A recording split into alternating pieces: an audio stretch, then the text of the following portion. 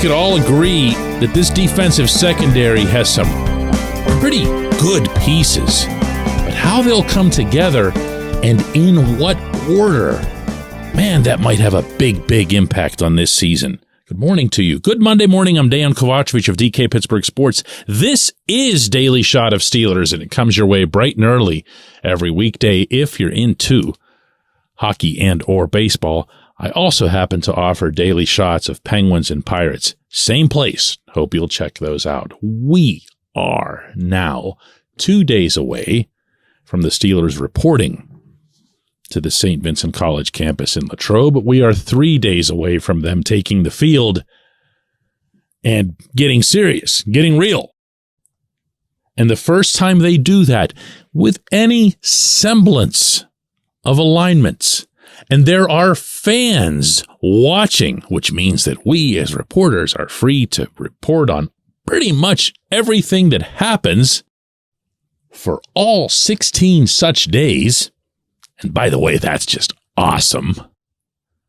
Among the most compelling slices of information that'll emerge like that will be the alignment of the secondary. Because you'll know right then and there, for example, the extent to which they'll challenge Joey Porter Jr. immediately. The extent to which Corey Trice Jr. will even get a chance as a seventh rounder to make a similar impact. The extent to which Patrick Peterson is utilized on the outside as opposed to the slot. And from there, what role he might play. And Levi Wallace is in that mix too, obviously. And we have no idea right now. We have no idea. You're going to have to trust me that OTAs and minicamp really didn't reveal much in that regard. But camp, the real camp, oh yeah, you'll know. You'll see it right away. And the way I'm entering this, the way I'm thinking about this is, well, Mike Tomlin isn't particularly great at this one specific coaching trait. And I've never been all that clear as to whether it's a strength of his or a shortcoming. But all this man has ever wanted to do is to win the next game he plays. And he will do that.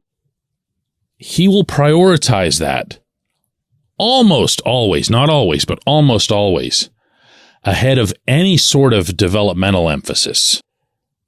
And to put that into this context, if you think about the pluses of starting the season with, let's just go with Porter because, 32nd overall pick versus Trice. And Porter wins, ideally, a starting job as opposed to having it handed to him. And you can go with Porter and Wallace as your outside guys, and you do move Pat Pete to the slot. It might not work well in game one against the 49ers. It might not work well in game two against the Browns. It might not be all that awesome all the way through the bye week, for all anyone knows. But is it going to make the Steelers the best possible football team over the course of all 17 games and playoffs? Maybe. What if you went with two rookies? What if you really went wild, right? And just said, we don't care. We just think these are the best talents. And that we think by week 17, or even just down the stretch into December, the time when you unleash hell, that we're going to have the best possible secondary in the 2023 season by just going with these kids, letting them ride out the rough patches, helping them out, including safety help and whatever else, as much as we can. But this is the way we're going to go. We're going to throw them into it because we believe in them and we believe they'll be our best options when it matters the most. Tomlin doesn't do that. And you can throw out examples back in my face like, well, he started right off the bat with Ryan Shazier and Marquise Pouncey. And yeah, that's different. Hey, he did it with Najee Harris, too. He just commits instantly and just says, that person is this. And that's how they will be treated. But more often, it's kind of what he did with Kenny Pickett, which is, I can't. Not at the beginning. I just can't. With this offensive line, with this schedule, we can't afford to get behind these opponents. And he thought about it that way. And then the Steelers were 2-6, and he really wasn't left with a choice but to start putting players in who he felt strongly were going to be better over time, but weren't going to progress unless they were put onto the field at some point, and that very clearly included Kenny. So he did that. He even made passing, somewhat under-the-table references that sounded a lot like rebuilding. This is the position that we're in, obviously. Well, I can't tell you right now, a couple of days before reporting day, that I'd be all that comfortable watching the secondary get scorched snap after snap after snap against the Niners, against the Browns. I can't tell you with confidence that I'd be feeling that was the right move. But right now, in a vacuum, without having had a camp, without having had preseason games that maybe will either bolster the cases for these young cornerbacks or just shoot them right down.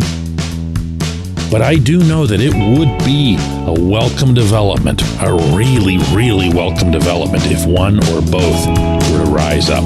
When we come back, J1Q. Luxembourg, Garbett, Kelly & George, LGKG, is a personal injury law firm in Western Pennsylvania that represents people hurt in car accidents or who need help with workers' comp or medical malpractice. When the attorneys at LGKG make you a promise, they keep it.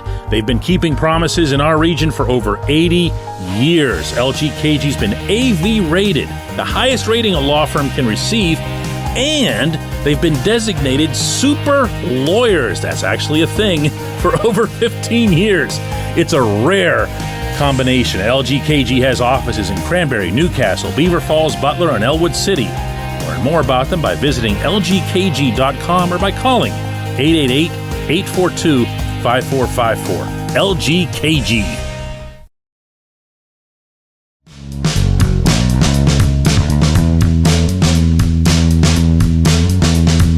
Today's J1Q comes from Ryan, and it's in reference to last Friday's Daily Shot of Steelers, in which I used Tomlin's terminology of reasonable expectations, the speech that went viral as a video online that he gave to players leaving minicamp, of what he expects from them and how and why he considers those to be reasonable expectations as opposed to something that's over the top or asking you to do something that you can't. Except that what I was using the term for was my own reasonable expectation for the Steelers in 2023. And that was that they would win one playoff game for the first time since 2017. And Ryan counters that with, okay, but what if that playoff game is in Kansas City? Just for example, do you reasonably expect Kenny Pickett to go in there and beat Patrick Mahomes? Yes, but I'm going to get to that last. Okay? The first thing that I've got to say here is that the reasonable expectation that I have of the Steelers winning a playoff game is that, A, they're going to put themselves in good enough regular season position that they don't have to go to Kansas City, that maybe they'll face a team that's more right at their level, and that maybe they'll produce a quarterback matchup that'll be right at their level. That would be a pretty good regular season, I'm sure you'd agree. I don't believe that the Steelers have to win the AFC North to get a seeding like that. I think they can get a good seeding by being the second place team in the division. So there was more to my statement there, my stance, than just saying beat absolutely anybody at all that you face in your first playoff game. Have a good overall season. Get yourself a good seed. Win a playoff game. Not that they should think like this, okay? I'm talking about external, reasonable expectation. Actually, I'm just talking about mine. So I'm not even really talking about anything of any significance to anybody else. Now, to your point about Pickett versus Mahomes, the reason that Pickett should be able to beat Mahomes isn't that Kenny's the superior quarterback, but he should be leading the offense of the superior team in whatever matchup this happens to be, and that would include Kansas City. You have to make progress as a franchise. We can get into whether it's wins and losses or whether it's offensive, defensive rankings, what have you, but you have to make progress. That 2022 team, despite having a woefully deficient offense, woefully deficient scoring offense, went 9-8 with a 7-2 finish. That's something. That's not to be discarded. That's not to be taken lightly. And that's not to be ignored when it comes to momentum. NFL history has shown that teams do carry over late season momentum from the previous year into the next season. And why shouldn't they? They got better. This team got better before our eyes. Why should we, with reasonable expectations, look at the 2023 team and say, maybe you don't have to be as good as 9-8. You can take a step back. Why? Why? And if they are better than 9-8, then what are they? Then they're 10-7.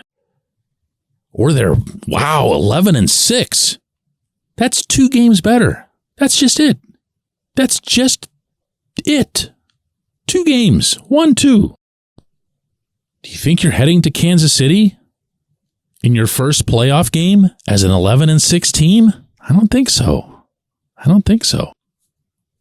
Don't be afraid to set a high bar for this team. I'm feeling here, Ryan, that when you invoke going to Kansas City, it feels like the Steelers' last playoff game, where they had just barely qualified through all kinds of other flukes and whatever else, and they ended up going there just served up for a massacre. And that's what it was, 42-19. And it wasn't even that close. Don't do that. Don't do that. This team should be better. And I'm underlining, bold-facing, italicizing, and shooting fireworks out of the word should, meaning that's a reasonable expectation for someone to have. I appreciate the question. I appreciate everyone listening to Daily Shot of Steelers. We'll do another one of these tomorrow.